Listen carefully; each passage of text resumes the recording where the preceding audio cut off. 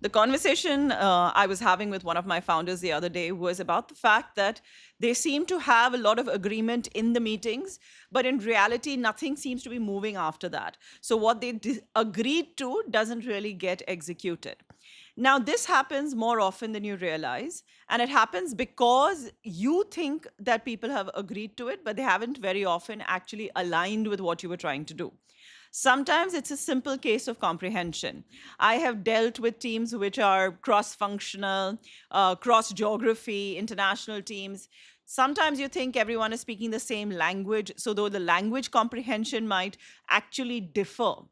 So, the important thing for every meeting is that you must know who's going to do what by when and what does success look like. What is that cross dependency of each person pulling their weight, and ensure that people call it back out to you. So, it's not about some one person making a minutes of meeting and then sending it across to people, or that one individual following up. No, I'm very against that, frankly. I believe that you must have a co ownership in the meeting itself, an alignment in the meeting itself, and ensure that people understand their role and their responsibilities and are calling it back out to you.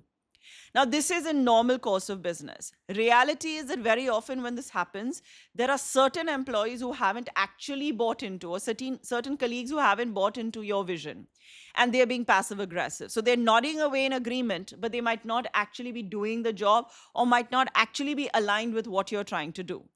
Dealing with them is not the same way as everyone else. It's important to first give people the benefit of doubt, to put that accountability, to ensure that in the meetings we are holding each other accountable. When people are saying they'll do something, you actually hold them to it.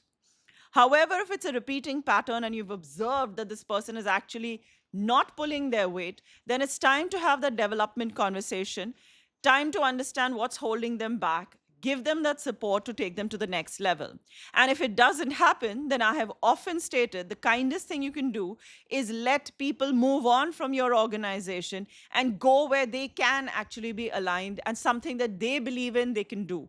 So sometimes you have to go through that entire journey, but not doing it again is not an option. So, getting alignment is not the same thing as just having a lot of people nod.